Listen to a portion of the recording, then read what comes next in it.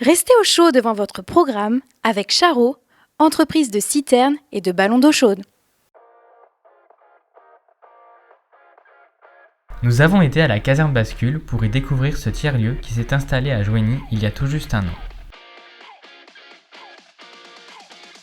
Phil Becquet, cofondateur, nous a présenté l'ensemble. La caserne Bascule, déjà si on va regarder le nom, c'est une caserne et ça fait partie d'un mouvement qui s'appelle la Bascule. Donc caserne parce qu'on est dans un ancien bâtiment militaire à Joigny, que la mairie nous a mis à disposition et donc que l'on loue. Et Bascule, puisque du coup on fait partie d'une famille, d'un mouvement qui s'appelle la Bascule et qui a été créé en 2019 en Bretagne, où c'était principalement des jeunes qui, plutôt que de donner 6 mois dans des grandes boîtes qui détruisent la planète et esclavagisent à l'autre bout de la planète aussi, se sont dit si on donnait 6 mois dans des projets de transition. Et donc sont allés dans un hôpital désaffecté, ont réparé cet hôpital là et se sont mis à lancer des projets de transition à droite à gauche, à la fois sur le territoire et au national. Et donc ce mouvement a évolué depuis. Il y a plusieurs initiatives qui font partie de la Bascule en France. Et donc nous, on est la 5e initiative de la Bascule, d'où la caserne Bascule.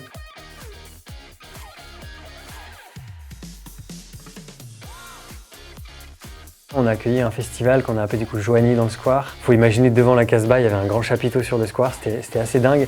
Et c'est un concept vraiment chouette d'une asso qui s'appelle Oiseaux de Tapage et qui se déplace avec leur chapiteau de ville en ville pour faire des moments justement de festival. Et là, l'enjeu ici, en tout cas notre intention, c'était vraiment de créer des moments de rencontre, des moments de convivialité avec le voisinage et avec les gens de Joigny. Donc il y avait pas vraiment de contenu autour de l'écologie, de la sensibilisation, de la transition, mais vraiment des moments pour tous les âges, donc des spectacles de magie, apprendre à jongler, des contes pour les enfants, des contes pour les plus grands, un dîner-spectacle, il y a eu une soirée-concert avec des groupes du coin de Joigny.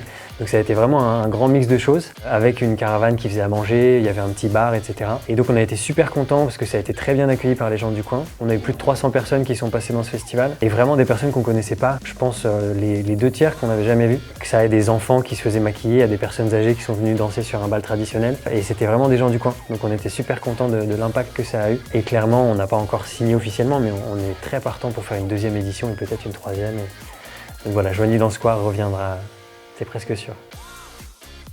Et après, plus concrètement, ici, qu'est-ce que la caserne Bascule? J'aime bien le définir sous 3 axes. Premier axe, on est un lieu, donc comme je le disais, un lieu de 1500 m² sur 3 étages dans lequel on accueille des formations, des séminaires, des moments de vie, des moments de travail, des ateliers, de la création, etc. Le deuxième, et l'un va pas sans l'autre, c'est une communauté. Parce qu'avant tout, on est des gens qui font des choses ensemble. Donc il y a des personnes qui sont du coin, des personnes qui viennent d'ailleurs, des personnes qui vont habiter ici, des personnes qui vont passer 1 heure, un jour, une semaine, un mois. Et c'est un peu ce mélange-là qui donne la richesse à la caserne Bascule, qu'on appelle d'ailleurs la Casbah. Et troisièmement, c'est un territoire, ou plus précisément un ancrage dans un territoire, puisque du coup on a très à cœur de ne pas être un mouvement hors sol et de vraiment s'inscrire dans un territoire déjà existant, avec des initiatives et un écosystème existant et une réalité du terrain. Donc on a à cœur de prendre ce temps-là, de découvrir le terrain et de monter des projets avec les initiatives existantes, et notamment autour de la sensibilisation, de la coopération, de tisser du lien avec tout ce beau monde, et d'aider le territoire des Jovinien à transitionner.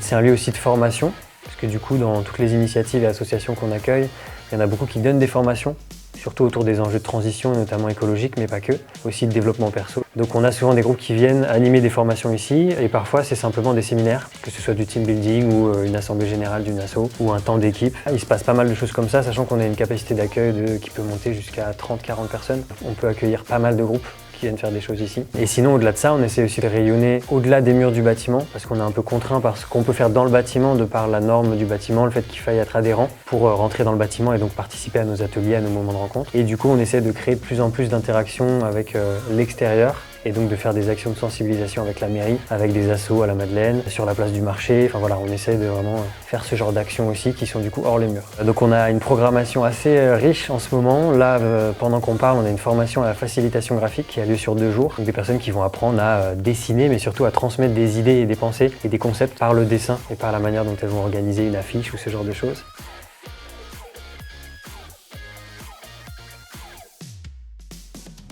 On a ouvert nos portes le 1er juin 2021 et donc on a passé cette première année assez focalisée sur prendre le temps d'observer le territoire et prendre le temps d'investir les lieux, de faire des travaux, etc. Du coup, la Casbah, c'est à la fois un lieu de vie, puisque du coup, il y a des personnes qui habitent sur place de manière temporaire pour plusieurs semaines ou mois, mais en tout cas, c'est un lieu où du coup, il y a une dynamique de vie, dans le sens où on va partager des repas, on va partager des moments de préparation, on va partager des soirées films, des soirées jeux, des moments de discussion, etc. C'est un lieu de travail, donc il y a des personnes soit de la Casbah, soit de l'extérieur qui viennent pour télétravailler ici, ou pour construire des choses dans notre atelier, ou pour faire une réunion d'une association ou d'une entreprise du coin.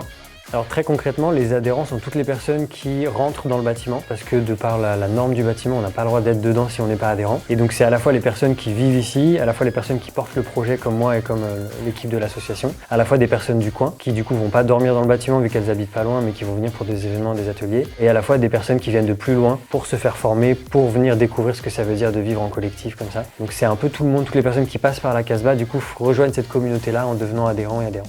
Sachant qu'on peut être adhérent du coup à cette asso sans donner de temps particulièrement à l'asso. Donc il y a vraiment deux choses distinctes. Il y a les personnes qui donnent du temps pour gérer l'asso, qu'on appelle des géographes, et il y a le reste des adhérents qui simplement viennent passer des moments dans la caserne.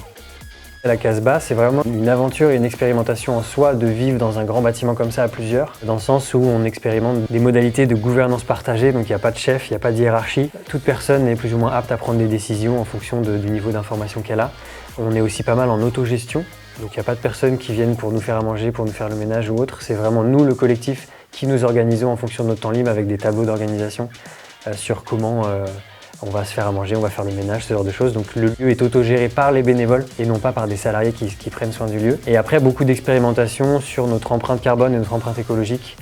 Le fait qu'on fasse pas mal de récupération d'invendus alimentaires, qu'on aide des maraîchers bio du coin qui ensuite nous passent des légumes et donc on cuisine avec des aliments bio et principalement des repas végétariens pour montrer qu'on peut aussi se régaler et bien manger avec du végétarien. Il y a un sujet autour du chauffage. Pendant l'hiver où il fait un peu froid, du coup on essaie d'être dans une certaine sobriété énergétique et de tester de baisser un peu les températures et de reprendre cette habitude de mettre un pull plutôt que de monter le chauffage. Tous nos meubles ont été de la récupération, de vide-maison, de déménagement, etc. Il y a certains meubles qu'on a construits nous-mêmes. Donc on est vraiment dans cette optique de tester pour nous-mêmes et surtout de montrer aussi que c'est possible de vivre de manière plus coopérative, plus sobre, plus respectueuse du vivant, de diminuer notre impact et d'être vraiment dans une optique d'entraide, à la fois à l'intérieur de la Casbah mais aussi à l'extérieur avec les autres initiatives. Donc voilà, c'est super riche, le simple fait de vivre à la Casbah et de tester ces modes de vie un peu différents. Donc je dirais que c'est déjà une super expérience en soi et que le mot de la fin du coup pourrait être rejoignez-nous.